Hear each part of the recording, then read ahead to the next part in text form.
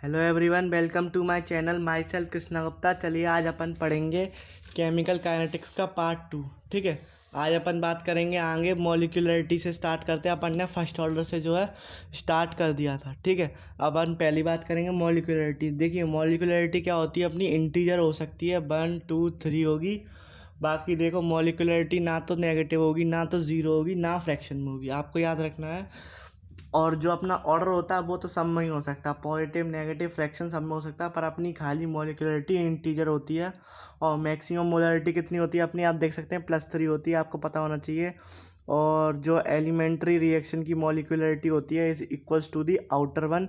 ठीक है, आपको ये भी पता होना चाहिए। और जो कॉम्प्लेक्स रिएक्शन की मॉलिक्यूलरिटी होती है ऑफ ईच स्टेप जो होती है वो अलग अलग होती है। ठीक है, ये तो बात होगी अपनी मॉलिक्यूलरिटी की। अब अपन बात करते हैं अपनी कोलिजन थ्योरी की। ठीक है, कोलिजन थ्योरी में क्या होता है, for a reaction to occurs for a reaction to occurs there must be collision in between the reacting molecule. अगर अपन अपनी रिएक्शन होगी तो अपनी किसके बीच में होगी, रिएक्टिंग मॉलिक्यूल्स के बीच में जब कोलिजन होगा तब होगी। ठीक है, टोटल नंबर ऑफ कोलिजन पर second in a unit volume, उसको अपन बोलते हैं कोलिजन फ्रीक्वेंसी। यानी कि इसका मतलब क्या है, टोटल नंबर में जितने भी कोलिजन हो रहे हैं पर यूनिट टाइम में इन फिक्स्ड वॉल्यूम, मान लो इतने वॉल्यूम में कोलिजन हो रहे हैं बहुत सारे, तो इसी को ही अपन क्या बोलते हैं, कोलिजन फ्रीक्वेंसी। आपको ये भी पता होना चाहिए। ठीक है, अब अपन बात करते हैं तीसरे पॉइंट की। Small fraction of collision are capable to convert product into, छोटा सा fraction of collision can be capable to converted into, reactant को प्रोडक्ट में कन्वर्ट कर दे तो उसको अपन बोलते हैं इफेक्टिव कोलिजन। अब इफेक्टिव कोलिजन के लिए आपको 2 पॉइंट पता होने चाहिए। ठीक है, पहला पॉइंट जो होता है अपना क्या होता है, reacting molecule must be possess minimum amount of energy. जो मॉलिक्यूल रिएक्ट कर रहा है उसके पास जो है मिनिमम अमाउंट ऑफ एनर्जी होनी चाहिए। और दूसरी बात, प्रॉपर ओरिएंटेशन ऑफ कोलिजन होना चाहिए कि कौन सी डायरेक्शन में जाएगा या कौन सी एक्सिस में जाएगा, इस बात का भी अपने को पता होना चाहिए, तभी अपना जो है इफेक्टिव कोलिजन होता है। ठीक है, ओरिएंटेशन यानी कि आपने पढ़ा हो हेड ऑन कोलिजन। ठीक है, और कोई कोई 90 डिग्री पे कोलिजन वगैरह होता है, उसको अपन बोलते हैं प्रॉपर ओरिएंटेशन ऑफ कोलिजन। ठीक है, अब अपन बात करते हैं आगे। ठीक है, अब अपन बात करते हैं आगे, किसी का भी अगर अपन को ऑर्डर निकालना हो तो कैसे निकालेंगे। आप देखिए ये खाली अपना नॉर्मल सा फॉर्मूला है, ये वाला जो है ना अपना, देखिए मैं आपको ढंग से लिख के बताता हूँ पूरा। ये जो होता है ना अपना, ये होता है अपना नॉर्मल, उसके लिए कोई सी भी अगर आप निकालें तो के कांस्टेंट का अगर आपको यूनिट निकालना हो तो कैसे निकालेंगे। कोई कोई सवाल आप ना के कांस्टेंट की यूनिट से ही पहचान जाओगी कि कौन सी ऑर्डर का पूछ रहा है। ठीक है, के कांस्टेंट की वो निकालते हैं मोल्स पर लीटर, ब्रैकेट में 1 - n टाइम इनवर्स। ठीक है, अब यहाँ n की वैल्यू आप कुछ भी डालो, 0 डालो, 1 डालो, 2 डालो, 3 डालो, तो आपको जो है के की वैल्यू दे देगी। जैसे कि मैंने यहाँ पे 2 डाला। ठीक है, 2 डालूंगा तो देखो के की वैल्यू जो आएगी, के की जो यूनिट आएगी वो आएगी मोल पर लीटर, 1 इनवर्स और टाइम इनवर्स। ठीक है, ये बात हो गई अपनी किसकी किसकी हो गई, कांस्टेंट के रेट कांस्टेंट के यूनिट की। ठीक है, अपन बात करते हैं कि सूडो फर्स्ट ऑर्डर रिएक्शन क्या होती है। देखिए सूडो फर्स्ट ऑर्डर रिएक्शन क्या होती है, elementary bi molecular reaction in which number of reactant, एक रिएक्टेंट जो है एक्सिस में होता है। आपको मैं एग्जांपल समझा, देखिए मान लीजिए कि अपनी रिएक्शन में 2 रिएक्टेंट है, ए या बी है। ठीक है, अपनी रिएक्शन में कितने हैं, 2 रिएक्टेंट है, ए या बी है। ठीक है, अब जो है अपना एक रिएक्टेंट जो एक्सिस में है। ठीक है, एक रिएक्टेंट अपना कैसा है, एक्सिस में है। तो एक्सिस में है तो अपना जो ऑर्डर है ना, वैसे तो ऑर्डर रेट अपनी किस पे डिपेंड करेगी, ए पे बी पे, और ऑर्डर भी अपना किस पे डिपेंड करेगा, ए पे बी पे। पर जो है इसमें जो बी है ना वो एक्सिस में है, तो इस वजह से अपन जो है इसकी रेट जो है इधर कंसीडर नहीं करेंगे, बी वाले की रेट जो है अपन इधर क्या नहीं करेंगे, कंसीडर नहीं करेंगे। तो खाली अगर अपन ए के प्रेजेंस में देखेंगे तो इसका जो जो ऑर्डर आएगा ना वो आएगा A⁻1। ठीक है, आपको ये जो है पता होना चाहिए। ठीक है, अपन बात करते हैं, ये तो होगी अपनी सूडो फर्स्ट ऑर्डर की बात। देखिए सूडो फर्स्ट ऑर्डर की डेफिनेशन दे रही। ठीक है, सूडो फर्स्ट ऑर्डर की बात, ठीक है, अब अपन बात करते हैं आगे, एनर्जी कंडीशन देखेंगे कुछ, अपनी एनर्जी कंडीशन कैसे क्या क्या चीज होती है। ठीक है,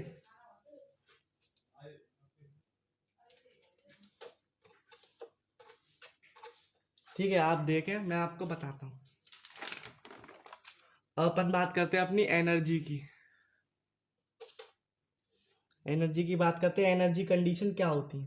ठीक है, एनर्जी कंडीशन आपने डेल्टा एच पढ़ा, और delta H product minus delta H reactant, आप जब वो पढ़ोगे क्या नाम है, थर्मोडायनेमिक्स, तब आपको पता चलेगा कि delta H product minus delta H reactant होता है। ठीक है, डेल्टा एच अगर पॉजिटिव आएगा तो अपना कैसी होगी, एंडोथर्मिक एनर्जी एब्जॉर्ब होगी, और डेल्टा एच अगर नेगेटिव आएगा तो एक्सोथर्मिक एनर्जी रिलीज होगी।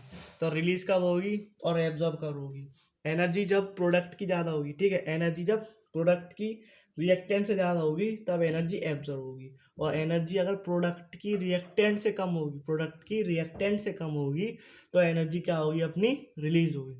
ठीक है, और आप इसका एनर्जी और रिएक्शन प्रोग्रेस का आप डायग्राम भी देख सकते हैं कैसे जाता है। देखिए, ये जो अपनी होती है ना बीच में एक्टिवेशन एनर्जी होती है, और ये अपनी रिएक्शन हो रही है, रिएक्शन कैसे जा रही है, अपनी फॉरवर्ड जा रही है। ई ए का मतलब क्या होता है, अपना एक्टिवेशन एनर्जी। अब देखो, जो अपनी क्या है ना, एनर्जी एब्जॉर्ब हो रही है, एनर्जी एब्जॉर्ब होगी, जैसे मान लो आप, जैसे अपना इलेक्ट्रॉन है। ठीक है, इलेक्ट्रॉन अगर एनर्जी एब्जॉर्ब करता है तो अपने ऊपर वाली स्टेज में जाता है। आपको मालूम है, अगर आपने एटम वाला पढ़ा हो और हाइड्रोजन स्पेक्ट्रम वाला पढ़ा हो, कोई भी इलेक्ट्रॉन या कोई भी चीज़ एनर्जी लेगी तो अपने हाईएस्ट पोजीशन पे जाना चाहेगी। ठीक है, जैसे कि आप मान लो, आप नीट की पढ़ाई करते हो, पूरे 1 साल करते हो। ठीक है, तो आप किसके लिए करते हो, वो खाली 3 घंटे के लिए करते हो ना, मतलब अपने आप को आगे बढ़ाना चाहते हो ना आप। जैसे अभी अभी आपके पास कोई पोजीशन नहीं है, आपको ऊपर वाली पोजीशन चाहिए, डॉक्टर बनना है आपको, तो जो आपको क्या नाम है, ऊपर जाना पड़ेगा ना। तो ऐसे ही आप देख सकते हैं, ये वाला जो ग्राफ है ना, वो ऊपर जाता है। और ऐसे ही आपको मान लो, जैसे आप 1 साल इन केस किसी वजह से आप जो है नीट में आपके कम नंबर रह गए, तो आपकी जो परफॉर्मेंस नीचे आ जाती है, आ जाती है नहीं आ जाती है। तो ऐसे ही आपको ये समझना है, इसमें जो है ग्राफ जो है नीचे जाएगा, क्योंकि इसमें एनर्जी अपन रिलीज कर चुके हैं, यानी कि अपनी जो एनर्जी अपन ने गेन करी थी वो अपन रिलीज कर चुके हैं। तो अपना जो ग्राफ है ना, वो नीचे हो जाएगा, इसमें ऊपर जाता है, इसमें नीचे जाता है, आपको पता होना चाहिए। और अगर अपन इसी में देखिए, delta H E A forward minus ये बैकवर्ड करेंगे तो अपना जो है डेल्टा एच का फॉर्म, मतलब डेल्टा एच आ जाएगा। डेल्टा एच एफ का होता है एक्टिवेशन एनर्जी फॉरवर्ड, और delta J sorry E A B क्या होगा, delta sorry E A B होगा एक्टिवेशन एनर्जी बैकवर्ड। ठीक है, आपको पता होना चाहिए एक्टिवेशन एनर्जी बैकवर्ड क्या होती है, एक्टिवेशन एनर्जी फॉरवर्ड क्या होती है, एक्टिवेशन एनर्जी बैकवर्ड क्या होती है, एक्टिवेशन एनर्जी फॉरवर्ड क्या होती है, आपको ये बात पता होना चाहिए। और ई टी जो होता है ना, वो क्या होता है, अपना थ्रेशोल्ड फ्रीक्वेंसी। और देखिए, कैटलिस्ट का काम क्या होता है, देखिए ये अपना ग्राफ है, सीधा साधा ग्राफ है। अगर अपन इसमें कैटलिस्ट डाल देंगे तो अपनी जो ग्राफ है ना, ग्राफ जैसे मान लो इधर था, वो नीचे आ जाएगा। मैं आपको बताता हूँ, ठीक है, मैं आपको करके बताता हूँ। जैसे मान लो ये अपना ग्राफ है, ठीक है, ये अपना ग्राफ है, और इनिशियली अपना जो क्या नाम है, रिएक्टेंट है, वो यहाँ पर है, प्रोडक्ट अपना बनना ऊपर। ठीक है, प्रोडक्ट बनना अपना ऊपर। अगर अपन कैटलिस्ट डालते हैं, ठीक है, कैटलिस्ट अपन ने ये डाल दिया मान लो, और नहीं डालते हैं तो क्या होता है, कैटलिस्ट डालते हैं तो क्या होता है। ठीक है, कैटलिस्ट डालेंगे तो अपनी पहले तो लग रही थी अपनी इतनी एनर्जी, ठीक है, फिर लग जाएगी अपनी इतनी एनर्जी, यानी कि एनर्जी का खर्चा कम हुआ। अगर अपन कैटलिस्ट नहीं डालते हैं तो अपनी एनर्जी देखिए कितनी लग रही है, ज़्यादा लग रही है ना। तो कैटलिस्ट का काम क्या होता है, एक्टिवेशन एनर्जी को कम करना। ठीक है, जहाँ पे कैटलिस्ट होगा वहाँ रिएक्शन भी फास्ट होगी, और वहाँ एनर्जी की कंजम्पशन भी क्या होगी, कम होगी। ठीक है, आप जो है इस बात का ध्यान रखें। अपन बात करते हैं आर्रीनियस इक्वेशन की। देखिए, ये भी बहुत मोस्ट इंपॉर्टेंट इक्वेशन में से एक है। जैसे कि अपनी ये देखिए, आपकी ये वाली इक्वेशन ये बहुत इंपॉर्टेंट है फॉर फर्स्ट ऑर्डर, ऐसे ही अपनी आर्रीनियस वाली भी इक्वेशन बहुत इंपॉर्टेंट है। ठीक है, इसमें खाली इक्वेशन भी दे देता है, कभी कभी पूछ लेगा ये सही है कि गलत है, बताओ इनमें से कौन सी सही है। ठीक है, K is equals to A E की power minus E A by R T. E A क्या होता है, अपना एक्टिवेशन एनर्जी, और आर होगा अपना यूनिवर्सल गैस कांस्टेंट, और टी होगा अपना टेम्परेचर इन केल्विन। ठीक है, आपको जो है ये बात ध्यान रखनी है, अगर अपन के बढ़ाएंगे, जैसे आप देख सकते हैं के बढ़ाएंगे अपना टेम्परेचर बढ़ेगा, अपना रेट बढ़ेगा, के बढ़ाएंगे टेम्परेचर बढ़ेगा, रेट बढ़ेगा। ठीक है, ये अपनी होती है आर्हेनियस इक्वेशन। अपन बात करते हैं टेम्परेचर कोफिशिएंट म्यू। ठीक है, टेम्परेचर कोफिशिएंट म्यू कैसे निकालते हैं अपन, इसकी बात करते हैं। टेम्परेचर कोफिशिएंट म्यू निकालते हैं के टी प्लस 10 अपॉन के टी, यानी कि टेम्परेचर टोटल में जो अपन 10 का प्लस करते हैं अपॉन नीचे टोटल कर देते हैं। ठीक है, तो वो इज इक्वल्स टू उसकी जो वैल्यू आती है म्यू की वैल्यू, वो आती है 2 to 3 के बीच में। ठीक है, क्या आएगी 2 to 3 के बीच में। ठीक है, जैसे मान लो अपन अगर ऐसे मान लें, जैसे मान लो टोटल वाला जो है ना अपना, मैं आपको बताऊं, जैसे मान लो टोटल वाला जो अपना 300 है, उसमें अपन 10 जोड़ देंगे और 300 से डिवाइड कर देंगे, तो यही अपना क्या होता है म्यू होता है। इसको अपन बोलते हैं टेम्परेचर कोफिशिएंट। ठीक है, तो आप देख सकते हैं कितनी क्या वैल्यू आएगी, लगभग 1 के बराबर आएगी, यानी कि 1 से 3 के बीच में ही आएगी, इससे ज़्यादा नहीं आएगी। इसमें गलती लिखा है 1 से 3 के बीच में ही आएगी। ठीक है, 1 से 3 के बीच में, 1 से 2 के बीच में, यानी कि शॉर्ट वैल्यू आएंगी, ज़्यादा बड़ी नहीं आएंगी। ठीक है, आपको ये जो है पता होना चाहिए। अब अपन बात करते हैं थोड़ी सी आगे। अपन देखेंगे ये वाली इक्वेशन भी आपकी बहुत इंपॉर्टेंट है। जो होती है L N is equals to L N A minus E A Y R T, L N A minus E A Y R T, L N A minus E A Y R T. और अगर इसको अपन log में लिखें तो log K is equals to, इधर log आएगा, ठीक है, इधर लॉग आएगा, लॉग के। ठीक है, log K is equals to minus E A Y R T, E A Y R T plus L log A. ठीक है, अब मान लो अपनी एक जे वाली इक्वेशन भी बहुत इंपॉर्टेंट है। अगर मान लो अपन को 2 रेट कांस्टेंट दे रखे हो और 2 टेम्परेचर दे रखे हो, एक्टिवेशन एनर्जी दे रखी हो, तो अपना ये वाला लगेगा log K two by K one. आप एल एन वाला मत इस्तेमाल करो, आप लॉग वाला इस्तेमाल करो, लॉग वाला आपका आसान होगा वैल्यू निकालने में भी। ठीक है, तो log K two by K one is equals to E A upon 2.203 R bracket में 1/T1 माइनस 1/T2। आप इसको रट लें, इसको याद कर लें अच्छे से। फिर से मैं आपको बताता हूँ, log K two by K one is equals to E A upon 2.303 R 1/T1 minus 1/T2। ठीक है, इसको आप जो है आप इन शॉर्ट नोट से इस चैप्टर को बार बार आप पढ़ोगे ना, तो एक बार नहीं तो दूसरी बार में आपको समझ में आ ही जाएगा। आप वीडियो भी फिर से रिपीट कर सकते हैं। ठीक है, ये खाली रिवीजन के लिए मैं आपको फिर बताया था। रिवीजन के लिए आपको अगर कंप्लीट कंसेप्ट समझने हैं तो आप कोई बैच अच्छा ज्वाइन करें, उसी से आपके कंसेप्ट क्लियर होंगे। मैं तो खाली आपकी मदद कर रहा हूँ खाली रिवीजन में, और आपका थोड़ा बहुत MCQ वगैरह सॉल्व करने में। ठीक है, बाकी आपको अच्छे से पढ़ना है तो आपको डिटेल में जाना ही पड़ेगा। ठीक है, अपन बात करते हैं मैक्सवेल डिस्ट्रीब्यूशन कर्व की।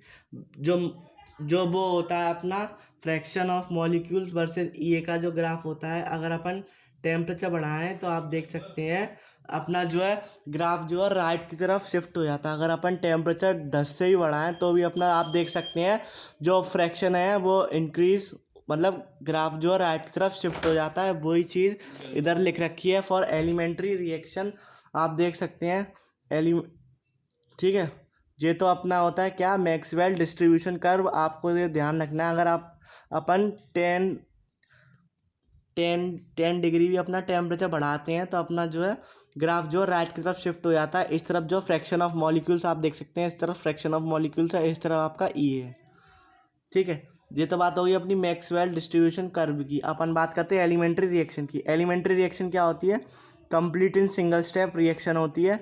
ठीक है, complete in single step reaction होती है, और आप देख सकते हैं, और रेट लॉ जो होता है equals to the stoichiometric coefficient होता है फॉर ये एलिमेंट्री रिएक्शन। ठीक है, और जीरो ऑर्डर की जो होती है वो can never be elementary. Zero order जो है कभी भी एलिमेंट्री नहीं हो सकती, क्योंकि मैंने आपको बताया ना, तो एलिमेंट्री रिएक्शन में अपन मोलिकुलरिटी वगैरह देखते हैं, मोलिकुलरिटी जीरो तो होती नहीं है। ठीक है, आपको ये पता होना चाहिए। और अपन बात करें सेकंड पॉइंट की, for elementary reaction fraction order is not possible. इसके लिए भी फ्रैक्शन ऑर्डर नॉट पॉसिबल होता है। ठीक है, आपको ये पता होना चाहिए तब तक। ठीक है, इस वीडियो में बस इतना ही। मिलते हैं अगली वीडियो में। मैं आपको इसके जो थोड़े से एक दो सवाल जो होते हैं ना, वो आपको करके दिखाऊंगा। एक टेबल वाला आता है, एक मल्टीपल रिएक्शन वाला आता है, वो मैं आपको करके दिखाऊंगा। ठीक है, और जो है चैप्टर तो आपका जो है कंप्लीट हो चुका है। अगर आप क्वेश्चन प्रैक्टिस करना चाहें तो आप कर सकते हैं, पर अगर पहली बार आपके सवाल नहीं बने तो आप एक काम करिए, इनकी फोटोस्टेट निकलवा लीजिए या फिर आप लिख लीजिए, और इसको जो संग लेके बैठें। जब भी आप सवाल लगाएं इसके प्रीवियस ईयर, तो इसके संग लेके बैठें। पहली बार नहीं बनेंगे, दूसरी बार में आपके डेफिनेटली बनेंगे। ठीक है, इसमें ज़्यादातर आपका नीट में सवाल आता है, वैल्यू डालो और आंसर निकालो, ये वाला आता है आपका। तो आप फॉर्मूला पे ज़्यादा ध्यान दें। मैं आपको बताऊं, फॉर्मूला पे आप ज़्यादा ध्यान दें। ऐसे ही आप फिजिक्स में भी फॉर्मूला पे तो आपको याद करनी ही करनी है, फॉर्मूला में तो आप कुछ नहीं कर सकते। ठीक है, आप फिजिक्स में मानोगे नहीं, 25 से 30 सवाल लगभग लगभग। आप नीट 2022 का पेपर देखो, नीट 2021 का, नीट 2020 का, फॉर्मूला बेस्ड आते ही आते सवाल हैं, 20 से 25 सवाल। ठीक है, और फिजिकल केमिस्ट्री में फार्मूला मोस्ट इंपॉर्टेंट है, कंसेप्ट भी इंपॉर्टेंट है, फार्मूला भी इंपॉर्टेंट है। ठीक है, अगर आपको वीडियो समझ आई हो, अच्छी लगी हो, तो आप लाइक कर सकते हैं, अपने दोस्तों के संग शेयर करें, चैनल को सब्सक्राइब करें। तब तक के लिए इस वीडियो में इतना ही। पढ़ाई करते रहें, ऑल द वेरी बेस्ट। चलिए, थैंक यू, मिलते हैं अगली वीडियो में। और आप नीट हेल्पर केजी चैनल को सब्सक्राइब भी कर सकते हैं। ठीक है, और मैं आपको जो है स्क्रीनशॉट लेने का 1-2 मिनट का टाइम दे दे रहा हूँ। आप स्क्रीनशॉट भी ले सकते हैं, ताकि आपके पास हाल के हाल प्रिंट आउट निकल जाए और आप सवाल लगाना चालू कर दें। बाकी मैं कोशिश करूँगा एक वीडियो बना दूँ सवाल वाली। ठीक है, ये अपना पेज बने, आप स्क्रीनशॉट ले लीजिए।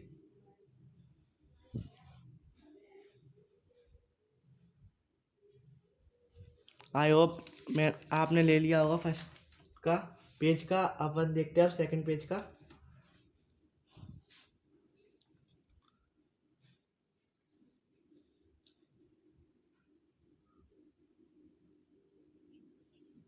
आई होप आपने सेकंड पेज का भी ले लिया होगा। चलिए, थैंक यू, मिलते हैं अगली वीडियो में।